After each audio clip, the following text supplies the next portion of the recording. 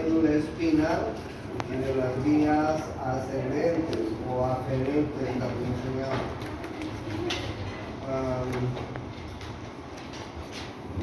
Espero que estén escuchando el video que les he dado, porque en el video les enseña mucho más detalladamente, como para que ustedes puedan hacer mejores apuntes de todo lo que yo les hablo. Porque en el video hay más tiempo de explicar. Así que les pido, por favor, vean el video. No les he dado para que lo tengan de algo. Es importante que lo vean. Dentro de las vías aferentes tenemos las vías estas que ya les he contado: la vía del tacto fino, la vía del tacto grueso y la vía termagésica. Incluso les dije que aprendan esas tres vías. Y hay otras vías que se llaman propioceptivas, que son vías que están conectadas con el cerebelo. Son vías que nacen a partir de las articulaciones, de los tendones, de los ligamentos que tenemos en el cuerpo. Y desde estos lugares, articulaciones, tendones, ligamentos, esas vías ascienden por la médula espinal y se conectan con el cerebelo. Y son vías importantes que actúan en el equilibrio. Por eso tienen conexión con el cerebro. Dentro de las vías ascendentes o aferentes, también hay otras que se llaman sensoriales. Las vamos a ver después. Entonces, todas estas vías que ustedes están viendo son vías de conducción nerviosa. Las aferentes son sensitivas, las eferentes son motoras. Yo les estoy mostrando en esta figura las aferentes, es decir, las sensitivas y las sensoriales. Las sensoriales también son un tipo de vías ascendentes especiales. Gracias a estas vías sensoriales, nosotros podemos tener estas sensaciones que son parte de nuestra vida, ¿no es cierto? El gusto, el olfato, la visión, la visión. Y las otras vías son las motoras. Entonces, ustedes tienen allá en la figura, si se acuerdan, habíamos dicho que la médula espinal tiene sustancia gris en el centro y sustancia blanca en la periferia. Si ustedes se acuerdan, habíamos dicho que la sustancia gris en el centro, que tiene la forma de una H, de una mariposa, está formada por astas anteriores, astas intermedias y astas posteriores. ¿Sí? Si se acuerdan. Y habíamos dicho también, eso es en cuanto a la sustancia gris. La sustancia blanca tiene cordones anteriores, cordones laterales y cordones posteriores. Ahora, ¿qué hay en estos cordones anteriores, laterales y posteriores? Hay fascículo. ¿Qué es un fascículo? Es un conjunto de fibras nerviosas que forman una especie de nervios, si ustedes quieren, que ascienden y descienden a través de la médula espinal. En el lado derecho de la figura están las fibras ascendentes, ahí las ven claramente, y en este otro lado están las vías descendentes. Entonces, dentro de las vías ascendentes, nosotros habíamos visto las más importantes. Por ejemplo, si ustedes se acuerdan, estos dos fascículos que tenemos en el cordón posterior son los fascículos que transportan la vía táctil protopática, la que tenemos aquí en el putejo de los dedos. que se llaman fascículo de Gall o fascículo de Bulldage, o mejor conocidos como el fascículo de Gracil o fascículo cuneiforme. ¿Ya? En el asta lateral tenemos otros tractos, como ustedes están viendo allá, y en el cordón anterior también tenemos otros tractos que son los que transportan la vía ascendente y en ella transportan algún tipo de sensación. Acuérdense, la vía del tacto fino, por ejemplo. Acuérdense de esta figurita que les he mostrado esta figura, ¿no? Sí. El tacto fino, por ejemplo, que tiene conexión con el núcleo de Gall y de Bulldage. El tacto grueso que tiene conexión con el núcleo esponjoso a través del haz espinotalámico anterior. ¿Dónde está el haz espinotalámico anterior? Ahí está. El haz espinotalámico anterior, este fascículo, si quieren, este conjunto de fibras nerviosas está transportando el tacto grueso, les decía, sensaciones afectivas y sensaciones libidinosas. ¿Ya? Y también les hablé de la vía termoalgésica que utiliza el haz espinotalámico lateral. Ahí está el haz espinotalámico lateral. El haz espinotalámico lateral es importante porque transmite la vía térmica, calor, frío y dolor. ¿Ok? Y hay otros haces, como ustedes pueden ver en la figura, que son haces muy importantes que están en relación con la vía ascendente. Yo les he mostrado y les he pedido que aprendan los más básicos. ¿Okay? Porque me parece importante para ustedes, sobre todo para ustedes, que sepan, por ejemplo, la vía termoalgésica. La vía termoalgésica, del tacto fino, del tacto grosero. Porque ustedes trabajan con esas vías. Cuando un dentista está trabajando con un paciente, tiene que guiarse por la sensibilidad que tiene su paciente, ¿no? El paciente te va a decir, doctor, me sigue doliendo, tengo dolor, siento sensaciones de mucho frío, de mucho calor, en fin. Entonces, para ustedes es importante las vías de conducción sensitiva. ¿Ya? Y entre las vías descendentes tenemos todas estas que ustedes están viendo. También les voy a hablar de las más importantes. Entonces miren ustedes cómo las vías sensitivas al subir hacia la corteza cerebral tienen conexión con el tálamo. Acuérdense que les decía que todos van a ir a la tercera neurona que esté en el tálamo, al núcleo lateral ventral dorsal del tálamo. Y si ustedes ven ahí está el tálamo. En algún momento lo vamos a ver y miren cómo tienen conexiones con el tálamo. ¿Ya? Entonces las vías ascendentes son vías que van desde la periferia, van a la primera neurona. La primera neurona siempre se encuentra en el ganglio raquídeo, les dije. De ahí se comunican con la segunda neurona que está en diferentes niveles. Y desde la médula espinal va subiendo por el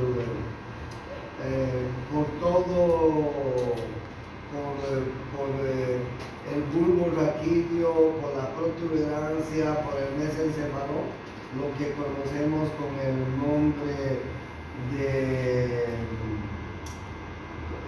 nombre de tallo cerebral. y después llegan al tálamo y después llegan a la corteza cerebral. Terminan en la corteza cerebral. Las vías, esas son las vías ascendentes. ¿En qué consisten las vías descendentes? Vamos a ir viendo las vías descendentes. Las vías descendentes son las vías que empiezan en la corteza cerebral. Por ejemplo, ¿cuál es la respuesta si alguien se acerca a cualquiera de ustedes y le da la mano y le da un beso en la mejilla? ¿Cuál es la respuesta que vamos a recibir? ¿Cuál es la respuesta a ese saludo? Es el saludo, ¿no es cierto? Si alguien te da la mano y te da un beso en la mejilla, no le vas a dar un puñete, le vas a dar una patada, ¿no es cierto? Tienes que, de la misma manera, responderle. Esa respuesta es por la vía motora. Por la vía motora. Claro, probablemente si alguien te ataca sin motivo, probablemente tengas que defenderte. Esa es la vía motora. O sea, cada acción tiene una reacción. Entonces, la reacción se produce a través de las vías piramidales y extrapiramidales.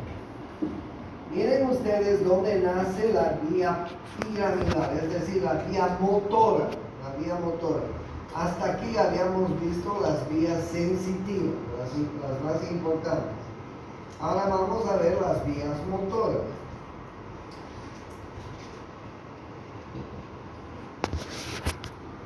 Las vías motoras nacen en el lóbulo frontal, en la circunvolución precentral.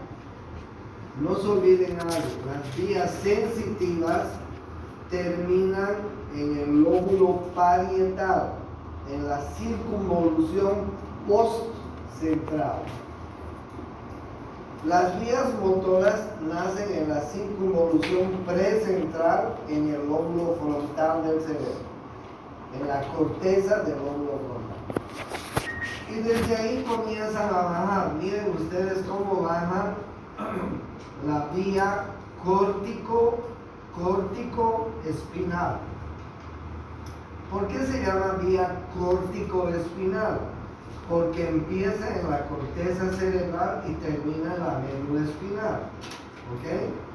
Pero les cuento que hay dos vías córtico-espinales. La vía córtico-espinal directa y la vía córtico-espinal cruzada. Miren ustedes cómo las fibras nerviosas de esta vía piramidal comienzan a descender desde la corteza cerebral. Cuando llegan al diencéfalo, al cerebro medio, se conectan con algunos núcleos de la base, que les contaré luego. Y sigue descendiendo la vía, el tracto, es un tracto nervioso, ¿ok? Sigue descendiendo y llega al mesencéfalo. En el mesencéfalo se coloca en la parte anterior. Este conjunto de fibras nerviosas sigue descendiendo, llega a la protuberancia. En la protuberancia siguen descendiendo, se sinapsean con unas fibras nerviosas que van a seguir descendiendo y llegan al bulbo raquídeo. ¿Ok? Miren ustedes, de todas las fibras nerviosas que están descendiendo, el 95% más o menos de las fibras que están descendiendo en la parte inferior del bulbo raquídeo se entrecruzan al otro lado.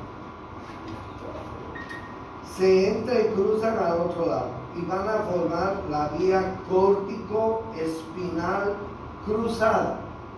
El 5% sigue directamente hasta la médula espinal y van a formar la vía córtico-espinal directa.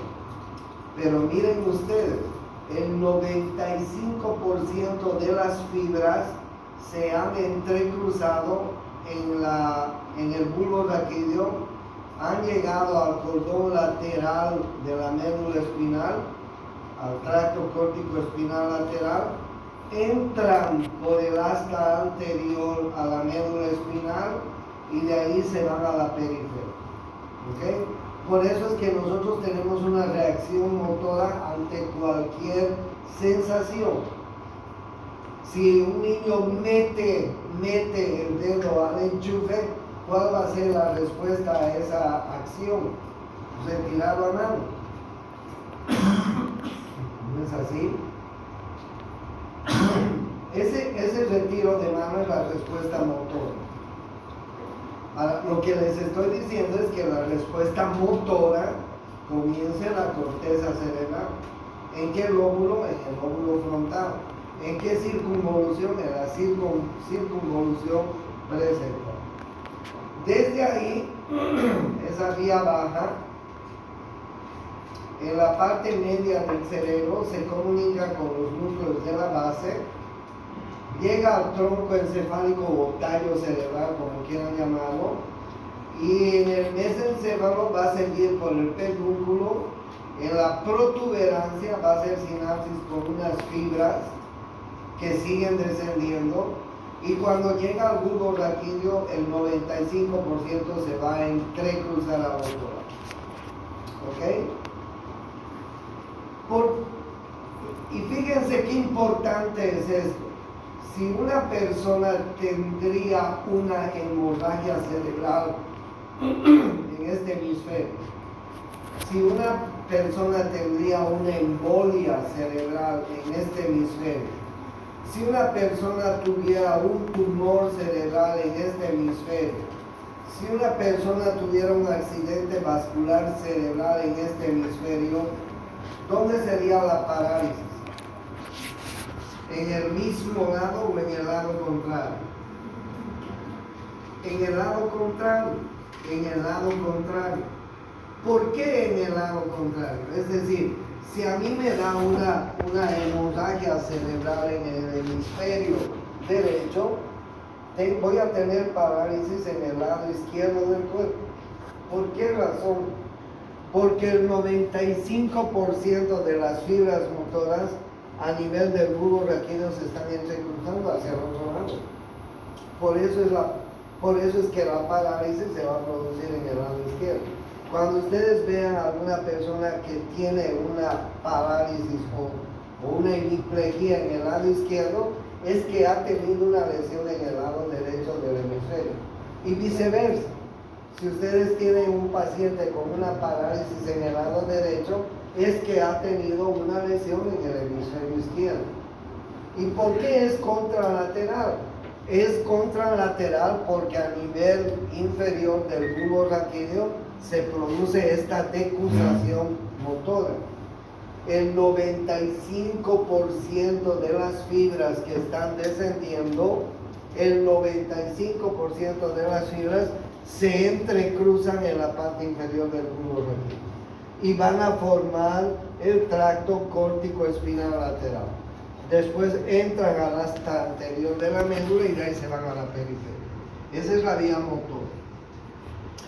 El 5% de las fibras que están descendiendo siguen descendiendo directamente hasta el cordón anterior de la médula espinal.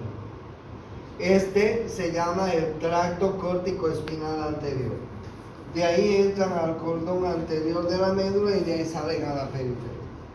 Pero bueno, imagínense a ver que en este tracto haya, ¿qué les digo? 1000 fibras nerviosas que están descendiendo, dígalo por decir. De esas 1000 fibras nerviosas, 950 van a entrecruzarse en la parte inferior del bulbo. Solo 50 van a seguir directamente. Entonces, ¿cuál va a ser la vía motora que va a ser más influyente, más preponderante? Pues esta que se entrecruza, ¿no es cierto? Entonces, esa vía motora es importante, y por eso se llama así como ustedes están viendo, se llama el tracto córtico espinal lateral, o si quieren cruzado. Y el otro se llama el tracto córtico espinal anterior, o si quieren directo, porque no se entrecruza. Y nuevamente les reitero, cuando hay una lesión en el hemisferio cerebral derecho, la parálisis se va a producir en la parte contralateral, en la parte izquierda del cuerpo. Y cuando hay una lesión en el hemisferio cerebral izquierdo, la parálisis va a ser en la parte contralateral del cuerpo. ¿Por qué? Porque la mayor parte de las fibras que están descendiendo a nivel inferior del bulbo raquídeo se entrecruzan. Miren ustedes esta decusación, se llama así, la decusación piramidal, el entrecruzamiento de la vía piramidal. Y entonces esta es la vía piramidal más importante, la vía piramidal que está formada por el tracto córtico espinal lateral o cruzado y por el tracto córtico espinal anterior o directo. ¿Ok? Esta que estoy describiéndoles es vía motora, es la vía que va a llegar a nuestros músculos y va a mover nuestros músculos, a nuestros tendones, a nuestras articulaciones, etc. ¿Ok? ¿Es una vía voluntaria o involuntaria? Les pregunto. ¿Qué me responden? Voluntaria, pues, porque voluntariamente nosotros movemos los músculos, las articulaciones, los tendones, ¿no es cierto? Si nosotros queremos bajar las gradas desde aquí hasta abajo, voluntariamente vamos a mover todos los músculos de nuestras articulaciones, de los miembros superiores, de los miembros inferiores. Y si queremos subir desde la planta baja hasta acá, voluntariamente vamos a mover nuestros músculos, articulaciones, tendones, etc. Esta es la vía motora. Gracias a esto se produce el movimiento motor de nuestros músculos, articulaciones y tendones. ¿Ok? Entonces, ¿cómo se llaman las vías ascendentes? Se llaman vías sensitivas. ¿Cómo se llaman las fibras descendentes? Se llaman vías motoras. Esta es una vía motora. Bueno, el tracto córtico espinal cruzado o lateral, el tracto córtico espinal directo o anterior. ¿Listo? Ahora bien, la otra vía que forma parte de la vía piramidal es el tracto córtico nuclear, así se llama. Miren, nace también en la corteza cerebral, a nivel del lóbulo frontal. Esta vía motora también, al estar bajando, va a hacer conexión con todos los pares craneales que son motores. Por ejemplo, miren, cuando llega al mesencéfalo, hace conexión con el núcleo motor del tercer par. El tercer par, si ustedes se acuerdan, es el par craneal que inerva los músculos que están alrededor del ojo, la mayor parte de los músculos que están alrededor del ojo. ¿Ok? Es un nervio motor el tercer par, el oculomotor, es un nervio motor. Entonces, mire, la vía motora, la córtico-nuclear, al estar bajando, se conecta con el tercer par. Gracias a esta conexión, esta vía córtico-nuclear, el tercer par, el nervio oculomotor, va a poder mover los músculos que están en relación con el globo ocular. Miren ustedes, más abajo hace conexión con el cuarto par y más abajo en la protuberancia hace conexión con el sexto par. Si ustedes se acuerdan bien, Y si no, les voy a repasar. El tercero, el cuarto y el sexto son nervios que inervan. Imagínense que este sea un ojo, ¿ok? Imagínense que esta sea la pupila. Y imagínense, esta es la pupila, este es el iris del ojo, ¿ok? Ese es el iris, la pupila, y alrededor del ojo está el blanco del ojo, ¿no es cierto? Que se llama conjuntiva. Bueno, alrededor del ojo tenemos el músculo recto superior, el músculo elevador del párpado superior, el músculo recto inferior, el músculo recto medial en la parte interna del ojo, el músculo recto lateral, ¿sí? El músculo oblicuo superior y el músculo oblicuo inferior. El cuarto par que se llama nervio troclear, inerva este músculo, el oblicuo superior, el cuarto par. El sexto par, este de acá, inerva este músculo, el recto lateral, el abducens, nervio abducens. El resto de los músculos está inervado por el tercer par. Este está inervado, el elevador del párpado superior está elevado por el tercer par. Este está inervado por el tercer par. Este está inervado por el tercer par. Este está inervado por el tercer par. Y este está inervado por el tercer par. ¿Ok? ¿Cómo yo puedo comprobar que una persona tiene bien estos músculos? Miren ustedes, es muy fácil. Yo a cualquiera de ustedes le digo, por favor, sin mover los ojos, sin mover la cabeza, perdón, siga la punta del bolígrafo.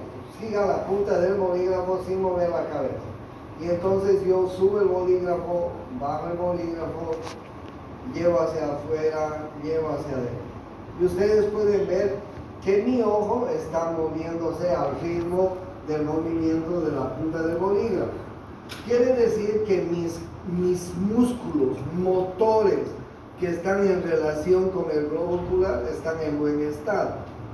¿Qué pasaría si se paralizaría el tercer par? Por alguna hemorragia, algún tumor, alguna enfermedad, alguna patología. Ni siquiera podríamos abrir el ojo, porque hay un músculo que se llama el elevador del párpado superior, y si se paralizaría el tercer par, se caería nuestro párpado y tendríamos el ojo así, con ptosis palpebral. Entonces miren ustedes cómo la vía corticonuclear, al estar bajando, hace conexión con todos los pares craneales que son motores. ¿Cuáles son los pares craneales motores? El tercer par, el óculo motor, es motor. El cuarto par es motor. El sexto par es motor. ¿Sí? Hace sinapsis con el núcleo del quinto par. El quinto par es el trigémino. El quinto par tiene una fibra motora para inervar los músculos masticadores, los músculos de la masticación. El nervio trigémino por excelencia es el nervio sensitivo de la cabeza. Por excelencia es el nervio sensitivo. Excepto es motor por los músculos masticadores. Entonces miren, esta vía corticonuclear cuando está bajando hace sinapsis o se conecta con el núcleo motor del quinto par, que inerva los músculos masticadores. Sigue bajando, hace sinapsis con el séptimo par, con el facial. El facial inerva los músculos de la cara, de la mímica facial. ¿Sí? Sigue bajando, hace sinapsis con el decimosegundo par. con el nervio que inerva los músculos de la lengua. Este decimosegundo par, el hipogloso mayor, es el que nos permite mover la lengua. Hace sinapsis con el decimoprimer par craneal, el nervio espinal o accesorio. El nervio espinal inerva el esternocleidomastoideo y el trapecio. Como ustedes están viendo, la vía córtico-nuclear, al descender por el tronco encefálico, se va a conectar con todos los pares craneales que son motores. El tercer par es motor, el cuarto par es motor, el sexto par es motor, el quinto par es motor para los músculos masticadores, el séptimo par es motor para los músculos de la cara, de la mímica facial. El decimosegundo par es motor para los músculos de la lengua. El decimoprimer par es motor para el esternocleidomastoideo y el trapecio. O sea, miren ustedes, la vía córtico-nuclear ha hecho conexión con todos los núcleos de origen de los pares craneales que son motores. Por eso se llama la vía córtico-nuclear. Entonces la vía piramidal, ¿cómo está formada la vía piramidal? La vía piramidal está formada por tres tractos. El tracto córtico-espinal cruzado o lateral, si ustedes quieren. El tracto córtico-espinal directo o anterior, si ustedes quieren. Y el tracto córtico-nuclear. El tracto córtico-nuclear es aquella vía que empieza en la corteza cerebral y al estar bajando por el tronco encefálico se va a conectar con los pares craneales motores. Tercer par, cuarto par, sexto par, quinto par, séptimo par, decimoprimer par, decimosegundo par. ¿Ok? No les voy a hablar de las otras vías descendentes, pero hay otras vías descendentes que se llaman extrapiramidales. ¿Ok? Pero con que aprendan las vías piramidales me contento. Pero ustedes sepan que hay otras vías piramidales motoras que al fin y al cabo intervienen en el detalle de la motricidad.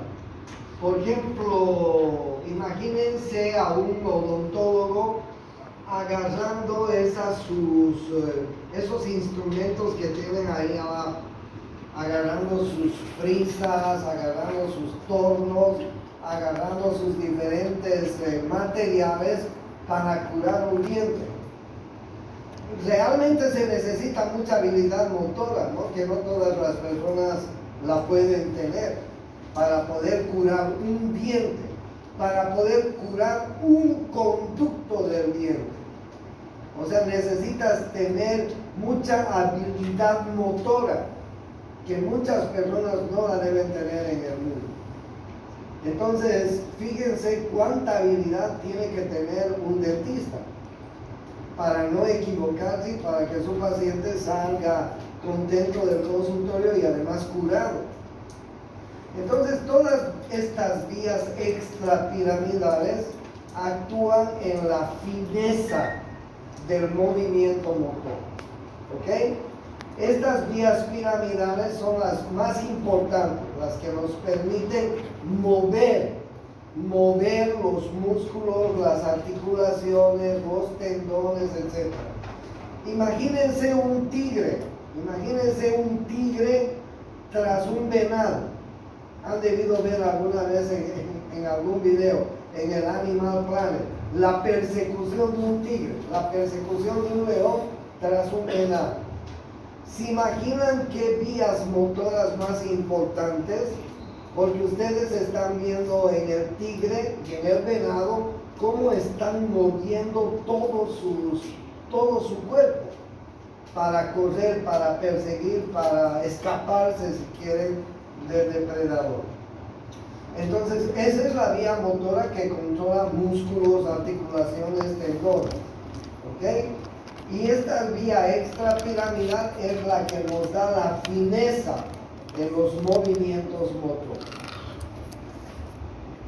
¿Qué pasa si en la vía piramidal, en la parte cerebral hay una lesión? Pues nos va a dar una hemiplegia en el lado contralateral.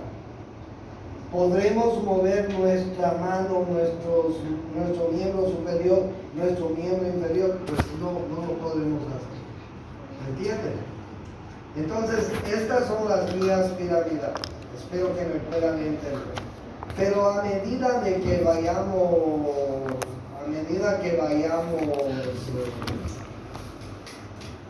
avanzando y vayan comprendiendo mejor el resto de la materia, puedo volver a repetir la vía aferente y la vía eferente a medida que vayamos avanzando con la materia. ¿Ok?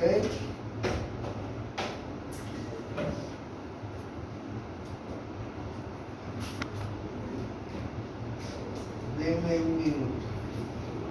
La médula espinal viene el tronco encefálico. El tronco encefálico. ¿Ok? Miren ustedes cómo está formado el tronco, el tallo cerebral o tronco encefálico. El tallo cerebral o tronco encefálico está formado por tres estructuras, como ustedes están viendo en la figura. Pintado de color naranja está el mesencéfalo. Después, pintado de color, ¿qué color es ese? De color lila está el puente o la protuberancia. Y pintado de color verde está el bulbo raquídeo, o se llama también médula oblongada. Se llama también médula oblongada al bulbo raquídeo. Entonces, bien, ¿cuáles son las tres estructuras que forman el tronco encefálico o tallo cerebral? Así se llama. Son el bulbo raquídeo, la protuberancia o puente y el mesencéfalo. ¿Ok? Son muy pequeñas. Miren, este bulbo raquídeo mide aproximadamente unos 3 centímetros de largo. La protuberancia unos 4 centímetros de largo. Y el mesencéfalo unos 3 centímetros de largo. O sea, en total unos 10 centímetros. Más o menos así las tres estructuras si nosotros vemos en un cadáver. Son muy cortitas, ¿ok? Muy cortitas. Miren ustedes algo muy importante que tiene el tronco encefálico. Por detrás del puente está el cuarto ventrículo. Por detrás del mesencéfalo está el acueducto de Silvio o el acueducto del mesencéfalo, que conecta el tercer ventrículo, que más o menos está en el diencéfalo, con el cuarto ventrículo. ¿Ok? Estos son límites importantes que tenemos en la parte posterior del tronco encefálico. ¿Ok? El cuarto ventrículo, y detrás del cuarto ventrículo tenemos el cerebelo. Miren ustedes el cerebelo.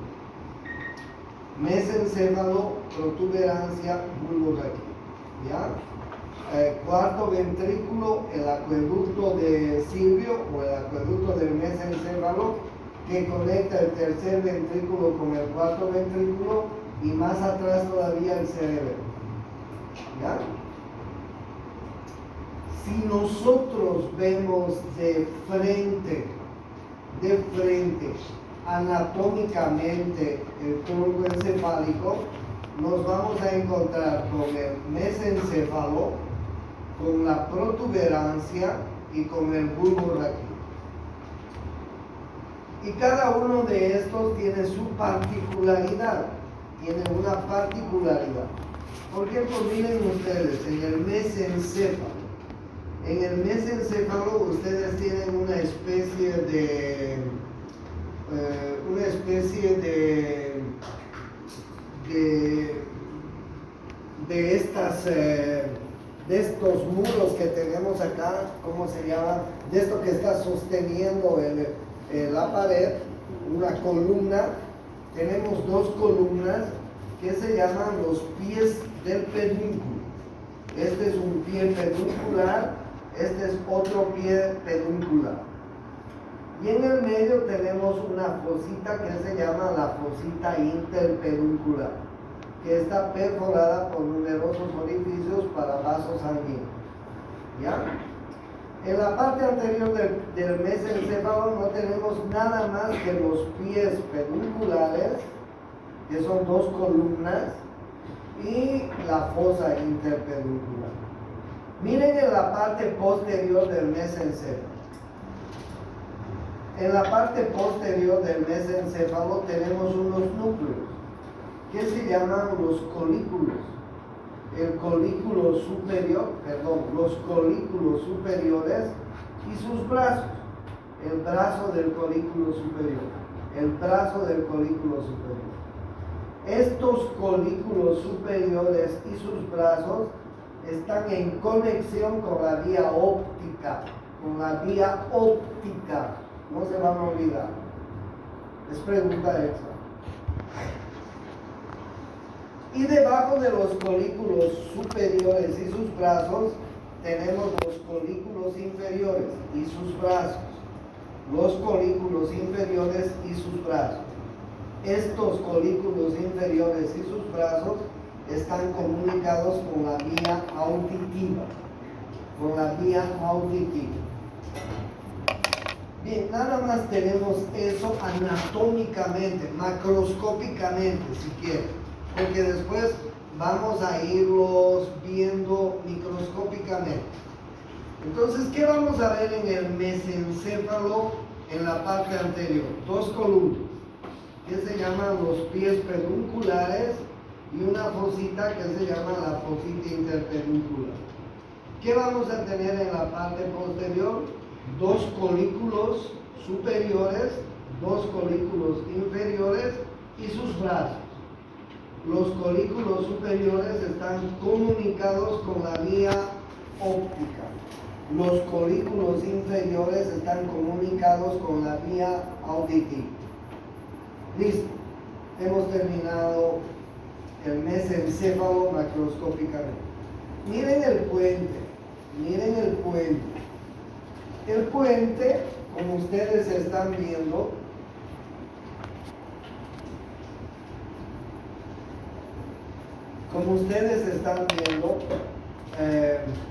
tiene fibras que están formando esta estructura.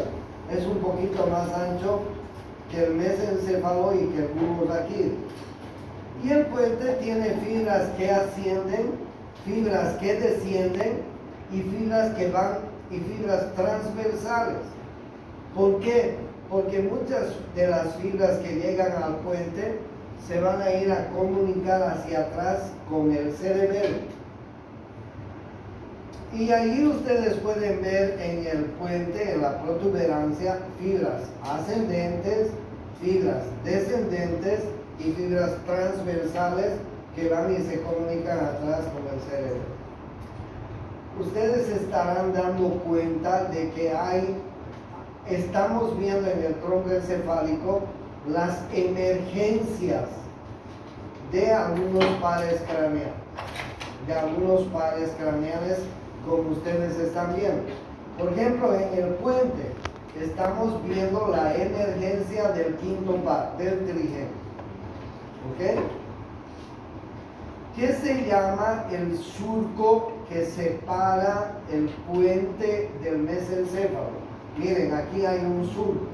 Ese surco se llama surco pontomesencefálico. El surco pontomesencefálico. Miren ustedes que por el surco pontomesencefálico está emergiendo el tercer par. ¿Ok? En la cara lateral del puente está emergiendo el quinto par. Vamos a la parte de atrás del puente, de la protuberancia.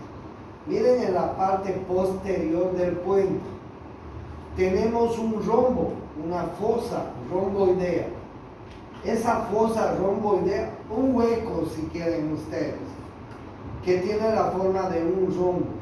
¿Y por qué es ese hueco? ¿Por qué tenemos ese hueco? Porque más arriba yo les decía que detrás del puente está el cuarto ventrículo. Miren ustedes, el cuarto ventrículo. Entonces, esa fosa, ese hueco que tenemos detrás del puente, pertenece al cuarto ventrículo. Como tiene la forma de un rombo, le han llamado la fosa romboidea del cuarto ventrículo. ¿Ya? Miren ustedes a los lados de la protuberancia: pedúnculo cerebeloso superior, pedúnculo cerebeloso medio, pedúnculo cerebeloso inferior. ¿Para qué sirven los pedúnculos cerebelosos? Sirven para que el puente se comunique con el cerebelo. Y eso es pregunta de examen. ¿Cómo se comunica la protuberancia, el tronco encefálico, con el cerebelo? La respuesta es a través de los pedúnculos cerebelosos. ¿Cuántos pedúnculos cerebelosos tenemos? 3. El superior, el medio y el inferior. ¿Ok? Detrás, o mejor, conectados con estos pedúnculos está el cerebelo. Ahí atrás está el cerebelo. Y al medio del puente y del cerebelo está este hueco que forma el cuarto ventrículo. Este hueco que se llama fosa romboidea, como ustedes están viendo. ¿Ya? Bueno, miren ustedes, en el fondo de la fosa romboidea vamos a ver unas estructuras importantes que están formadas por los núcleos de los pares craneales que están naciendo a nivel de la protuberancia, que luego les voy a contar. Debajo de la protuberancia tenemos el bulbo raquídeo. En el bulbo raquídeo, miren lo que tenemos en la parte anterior, las pirámides del bulbo raquídeo. ¿Qué está bajando por las pirámides? La vía piramidal. Acuérdense de lo que les acabo de decir. La vía córtico-espinal cruzada, la vía córtico-espinal directa y la vía córtico-nuclear. Está bajando por el mesencéfalo, por la protuberancia y por el bulbo raquídeo. Y en el bulbo raquídeo tenemos las pirámides del bulbo raquídeo. ¿Por qué las pirámides? Porque por ahí está bajando la vía descendente, la vía motora. Es más, miren ustedes en la parte inferior del bulbo raquídeo. Tenemos la decusación motora, la decusación piramidal. Porque yo les dije, de todas las fibras descendentes córtico-espinales, el 95% se entrecruzan al otro lado. Y en la parte inferior del bulbo raquídeo ustedes pueden ver que tenemos la decusación piramidal. ¿Ok? Ahí están las dos pirámides, En la parte lateral tenemos unos pequeños núcleos que se llaman los núcleos olivares, oliva vulvar. Ahí está la oliva vulvar de un lado y aquí está la oliva vulvar del otro lado. ¿Ya? Miren ustedes el surco que está separando el puente del bulbo raquídeo. El surco que está separando el puente del bulbo raquídeo se llama el surco bulbopontino. Surco bulbopontino. Y como ustedes pueden ver, por ese surco bulbopontino están emergiendo varios pares de nervios craneales que ustedes están viendo relativo. ¿Qué vamos a tener en la parte posterior del bulbo raquídeo? Vamos a tener dos fascículos que ustedes ya los conocen: el fascículo de Gol y el fascículo de Burgos, o ahora se conoce como el fascículo grácil y el fascículo cuneiforme. Antes se los conocía como el Gol y el Burgos. Seguimos llamándolos así, pero ahora les han cambiado de nombre: el grácil y el cuneiforme. ¿Ok? Eso vemos en la parte posterior del bulbo raquídeo. En la parte posterior del bulbo raquídeo. ¿Ok? Bulbo raquídeo. ¿Qué más vamos a encontrar en el tronco encefálico? En el tronco encefálico, y aquí me voy a quedar, porque es complicado. Por eso es que les pido que vean el video varias veces. Miren lo que están haciendo en el tronco encefálico. Están haciendo los núcleos de origen de los pares craneales: tercero, cuarto, quinto, sexto, séptimo, octavo, noveno, décimo, decimoprimero y decimosegundo. Los únicos pares craneales que no nacen en el tronco encefálico son el primero y el segundo. Esos son prolongaciones directas del cerebro. Pero ¿qué pares craneales nacen en el tronco encefálico? Desde el tercer par hasta el decimosegundo par. Ustedes pueden ver los orígenes reales de los pares craneales 3, 4, 5 hasta el decimosegundo, y ustedes pueden ver los orígenes aparentes de estos nervios. ¿Ok? Miren, aparentemente el tercer par, ¿por dónde está saliendo? Aparentemente el tercer par está saliendo por el surco que separa el mesencéfalo del puente. Pero ¿dónde nace en realidad el tercer par? El tercer par nace acá, en el mesencéfalo. Ahí tienen el núcleo motor y el núcleo accesorio del tercer par. Entonces, cada nervio, cada par craneal tiene un núcleo de origen y un núcleo aparente. El cuarto par, este es su núcleo de origen, y aparentemente el cuarto par está emergiendo por la parte posterior del mesencéfalo.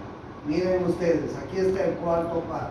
Aparentemente están haciendo así, pero ¿dónde está su núcleo de origen del cuarto par? Allá. Y para terminar, solo les voy a hablar del quinto par y les voy a volver a repetir la siguiente semana. Quinto par. ¿Cuál es el quinto par? Trigémino. Ustedes tienen que manejar el trigémino de memoria. Miren ustedes, el trigémino es sensitivo. Miren ustedes el núcleo de origen del trigémino. Es un nucleángulo. Tiene un núcleo mesencefálico, tiene un núcleo a nivel de,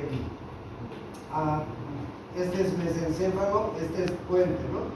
Tiene un núcleo mesencefálico, tiene un núcleo protuberancial, tiene un núcleo a nivel del bulbo y tiene un núcleo a nivel de la médula.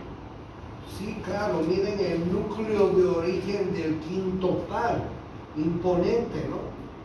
Pero aparentemente, ¿dónde están haciendo el quinto par? El quinto par están haciendo ahí, a los laditos de la protuberancia. Ahí nace el quinto par. Pero ¿cuál es el núcleo de origen del quinto par? Pues el núcleo de origen del quinto par es un núcleo mesencefálico, pontino, vulvar y hasta espinal. Claro, porque si ustedes se acuerdan, el trigémino y sus tres ramas inervan toda la cabeza, dan inervación sensitiva a toda la cabeza e inervación motora a los músculos masticadores. Por ahí está el núcleo motor del trigémino. Miren, déjenme mostrar. Sí, aquí está, núcleo motor del trigémino. Ese es el pequeño núcleo y las pequeñas fibras del trigémino que van a ir a inervar los músculos masticadores. Pero después el resto del trigémino es un núcleo sensitivo, es un nervio sensitivo, inerva toda la cabeza a través de sus tres ramas. ¿Cuáles son las tres ramas del trigémino? ¿Esta qué rama es? ¿Qué nervio es este? El oftálmico. Este, el maxilar. ¿Y este otro? El mandibular. Ahí nos quedamos. Chao. El 1 me hace